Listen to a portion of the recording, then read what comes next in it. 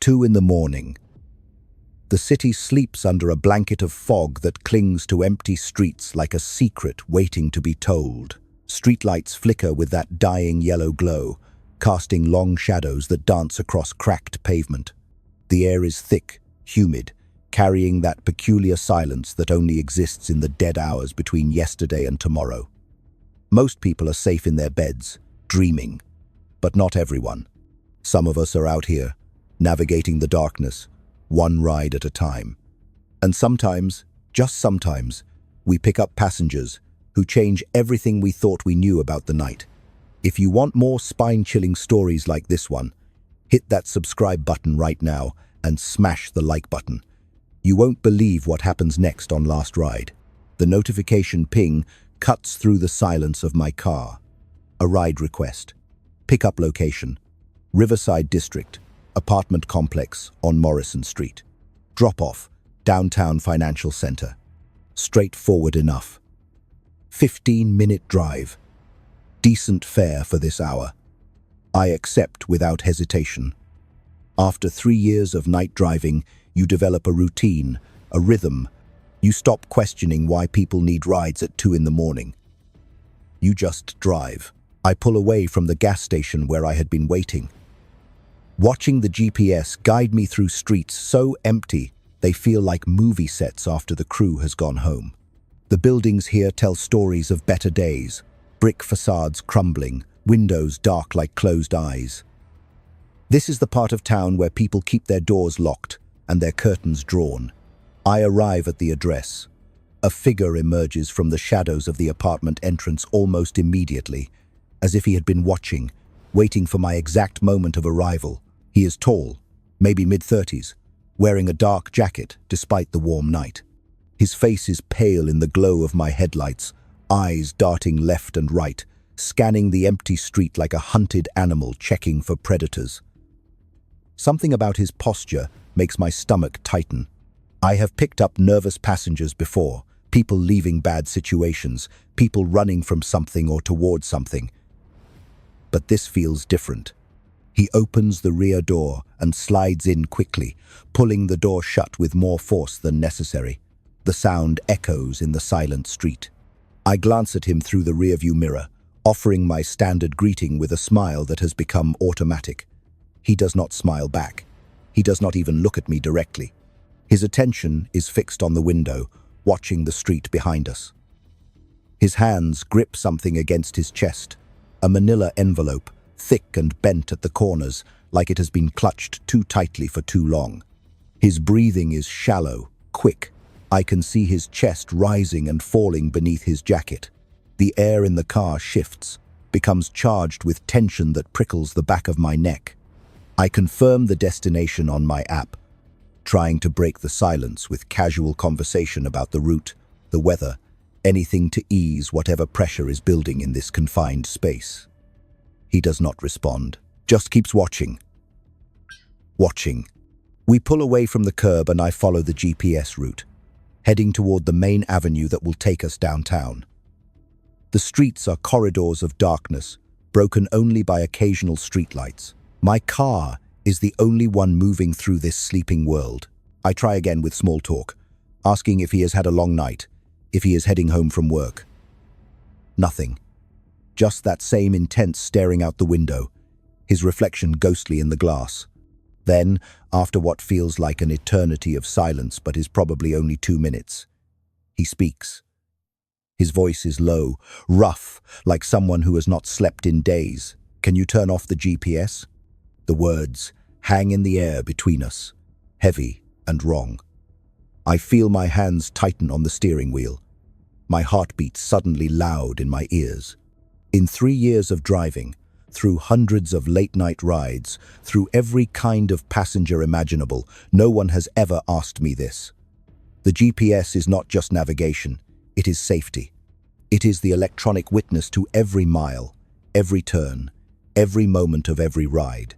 It is the thing that protects both driver and passenger, the digital thread that connects us to the world outside this moving box of metal and glass. Turning it off is not just against protocol, it is dangerous. It is the first step into territory where rules no longer apply. I meet his eyes in the mirror for the first time. They are desperate, pleading, but also alert with an intensity that makes my mouth go dry. I tell him I cannot do that, keeping my voice steady and professional. Company policy. Safety reasons. He leans forward slightly, not threateningly, but urgently, and the envelope crinkles against his chest. Please, he says, and that single word carries more weight than any argument he could make. Please, it is a matter of life or death. His voice cracks on the last word. Life or death. People say things like that casually all the time, exaggerating, being dramatic. But looking at him now, at the genuine terror flickering behind his eyes, at the way his jaw clenches and unclenches, I believe him. This man is not being dramatic. This man is terrified. Every instinct I have developed over years of navigating human behavior in enclosed spaces starts firing warning signals. This could be a setup. This could be dangerous. This could be the ride that ends badly, the story other drivers tell as a cautionary tale. But there is something else beneath my fear, something I did not expect to feel. Curiosity. And maybe, just maybe, a strange sense that this person genuinely needs help. He does not look like a criminal. He looks like someone running from criminals. There is a difference in the eyes, in the way fear manifests. I have seen both. This is the latter. What have you gotten yourself into? What did you see? What do you know? Leave your thoughts in the comments below. I make a decision that probably breaks a dozen rules and could cost me my job. I tell him I will keep the GPS on for navigation, but I will angle the phone so he cannot be seen on the internal camera. It is a compromise, a half-truth that lets me maintain some protocol while acknowledging his fear. He seems to understand this is the best he is going to get. He nods slowly, settling back into his seat but maintaining that rigid, alert posture. Thank you, he whispers. You do not understand what this means. He is right. I do not understand. Not yet, but I am about to. Subscribe to Last Ride right now if you are hooked on this story. Hit that bell icon so you never miss what happens next in the darkness of the city streets. We drive for several minutes in renewed silence, but it is different now. The tension has shifted from uncertainty to shared conspiracy. We are in this together now, whatever this is. I watch the route on my GPS, following the blue line toward downtown. Then he speaks again, his voice still low but more controlled now. Take the next right. I glance at the GPS. The next right is not part of the route. It leads away from downtown, toward the industrial district, near the river. I hesitate, my foot hovering over the brake pedal. He sees my hesitation in the mirror. Please, he says again. That word that seems to carry all his hope. I cannot go the normal way. They are watching the main routes. They. Who is they? But I do not ask. Some questions open doors you cannot close. I signal right, even though there is no one to see my signal, and turn onto the side street. The GPS immediately recalculates, the female voice announcing the new route in that calm, unbothered tone that seems absurd given the situation. We are moving away from light and life now, heading into the part of the city where businesses close after dark and streets do not have names you remember. The buildings here are warehouses and distribution centers, chain-link fences, and loading docks. Everything is closed, locked, abandoned to the night. He continues to give directions, turn by turn, his voice becoming more urgent. Left here, straight through, right at the water tower. I follow each instruction, watching my GPS update confused routes that make no geographical sense. We are zigzagging, doubling back, creating a path that would be impossible to predict or follow, unless someone was tracking us. Unless someone was watching the GPS signal itself, watching that little blue dot move through the city grid. The thought sends ice through my veins. Is that what he means? Are we being tracked right now? Is someone watching this very moment, seeing our location update in real time? The envelope. I keep coming back to the envelope pressed against his chest. What is inside it? Documents? Money? Evidence? It has to be important enough to risk everything, important enough to make a man this afraid. I want to ask, but the words stick in my throat. We are beyond normal conversation now. We are in survival mode, running on instinct and adrenaline. The streets become narrower, darker. Graffiti covers walls like cryptic warnings. My headlights sweep across empty parking lots, where broken glass glitters like scattered stars. Then I see them. Headlights in my rearview mirror. A car appearing from a side street we just passed, falling into line behind us. Could be coincidence. Could be another late-night traveler. But my passenger sees them too. He turns in his seat, looking through the rear window, and the blood drains from his face. His hand shoots up, pointing forward. "Go!" he hisses. "Just go. Drive faster." I press the accelerator, my heart hammering against my ribs. The headlights behind us accelerate too, maintaining distance but definitely following. This is not coincidence. The car behind us is dark, expensive looking, with tinted windows that reflect my taillights like dead eyes. It stays exactly 3 car lengths back, matching every turn I make without hesitation. My passenger is breathing hard now, almost hyperventilating.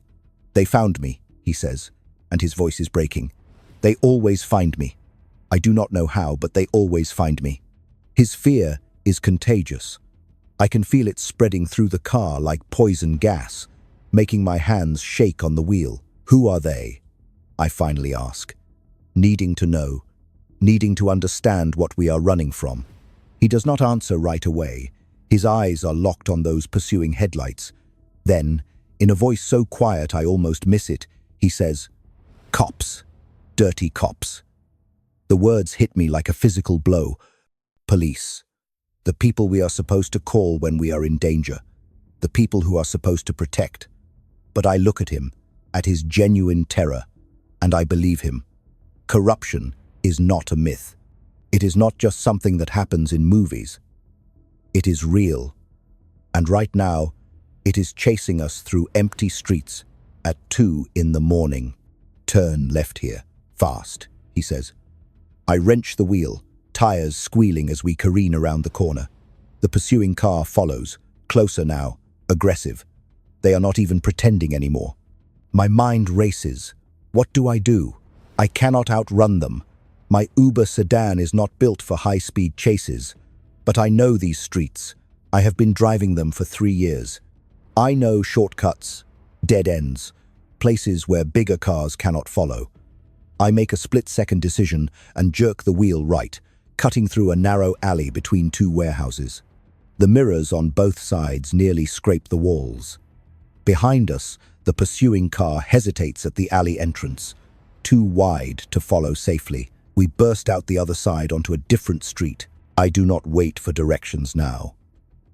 I drive on instinct, taking turns at random, speeding through yellow lights, using every trick I know. My passenger has gone silent, clutching the envelope like a life preserver. Minutes pass. 5, then 10. No headlights appear behind us. We have lost them. For now. I slow down, my hands trembling with adrenaline, my shirt soaked with sweat despite the air conditioning. "Where do you need to go?" I ask, my voice hoarse. "Really go? What is your real destination?" He gives me an address. I punch it into the GPS. It is not the financial district. It is a building downtown, but not an office building. When I look it up, I see it is the headquarters of a major newspaper, one known for investigative journalism. Understanding dawns. The envelope. He is a whistleblower. He has evidence of something big enough that dirty cops are hunting him through the night, something worth killing for, or dying for. Thank you so much for staying with us this far. What you are about to hear next is the most shocking part of this entire night. The truth behind that envelope. The real reason those men were hunting him. Do not go anywhere. We drive in silence now, both of us watching for headlights, for any sign of pursuit. The city starts to change around us, becoming more developed, more alive even at this hour. A few other cars appear on the roads. We are entering the downtown core, where even at 2:30 in the morning, there is some semblance of life. Delivery trucks, cleaning crews, the occasional taxi, safety in numbers, even small numbers. My passenger seems to relax slightly, though his grip on the envelope never loosens. I have to ask. I have earned the right to ask. What is in the envelope? What is worth all this? He looks at me in the mirror, really looks at me for the first time. His eyes are exhausted, haunted, but also determined. Evidence, he says simply. Photos, documents, recordings. Proof that a ring of police officers has been running protection for drug traffickers, taking bribes, falsifying evidence, even eliminating witnesses. He has been gathering this evidence for months, working from the inside, risking everything. Tonight was supposed to be the handoff, giving everything to a journalist contact. But someone found out. Someone tipped off the wrong people. He barely escaped his apartment before they arrived. The Uber request was his only option, his only chance to get this evidence to safety. Why not just upload it? I ask. Email it. Put it on the cloud. Something. He shakes his head. They monitor everything, he says. Digital trails can be erased, hacked, intercepted. Physical evidence, delivered in person to journalists who know how to protect sources, that is harder to stop. That is why they were chasing us. If they catch him with this envelope, it disappears. He disappears. The truth disappears. My throat is tight. I am not just driving a passenger anymore. I am part of something bigger, something dangerous, something that matters. We pull up outside the newspaper building. It is lit up, modern glass and steel, with security visible in the lobby. Safe. He unbuckles his seatbelt, but pauses before opening the door. He reaches into his jacket and pulls out a smaller envelope, handing it to me. I am sorry, he says, and his voice is thick with emotion. I am so sorry for dragging you into this, for putting you at risk. This is triple the fare, and a little more. You saved more than my life tonight. You saved the truth. I take the envelope, feeling the thickness of cash inside, but that is not what matters. What matters is the way he looks at me, with genuine gratitude and respect. I ask if he will be okay. He nods. The journalists are expecting him. They have protocols for this. Safe houses. Protection. Once the story breaks, once the evidence is public, he will be safer. Not safe, maybe never completely safe, but safer. He opens the door, then pauses again. What is your name? He asks. I tell him. He repeats it, like he is committing it to memory. Thank you, he says one final time. Then he is gone, moving quickly across the sidewalk and through the security doors. I watch until he disappears inside, until I see him speaking with people in the lobby who clearly were waiting for him. I sit in my car for a long moment, engine running, hands still trembling. The smaller envelope is on my passenger seat. I open it. There is cash, more than I make in a week. But there is also a note, handwritten. It says simply, you could have followed the rules. You could have turned me in, or kicked me out, or done nothing. But you trusted your instinct. You chose to help. The world needs more people like you. Thank you for being one of the good ones. I fold the note carefully and put it in my wallet. Over the next 3 days, the news explodes. A massive corruption scandal, exactly as my passenger described. Arrests, investigations, headlines that dominate every channel. I recognize some of the names, some of the faces. The man in the dark car with tinted windows is identified as a sergeant involved in the conspiracy. I never see my passenger's name. He is protected, anonymous, a source who risked everything to expose the truth. I wonder if he made it to a safe house, if he is sleeping better now, if he thinks about that ride at 2 in the morning when everything hung in the balance. I continue driving. Night after night, picking up passengers, taking them where they need to go. But something has changed. Every ride now carries possibility. Every passenger could be running from something or toward something. Every request could be the one that matters, the one that makes a difference. I do not see the night the same way anymore. It is not just empty streets and quiet hours. It is full of stories, of people carrying secrets and burdens and hopes through the darkness. And sometimes, just sometimes, we get to help carry those burdens a little bit further toward the light. That ride changed my perspective forever. It taught me that rules are important, but so is intuition. That safety matters, but so does compassion.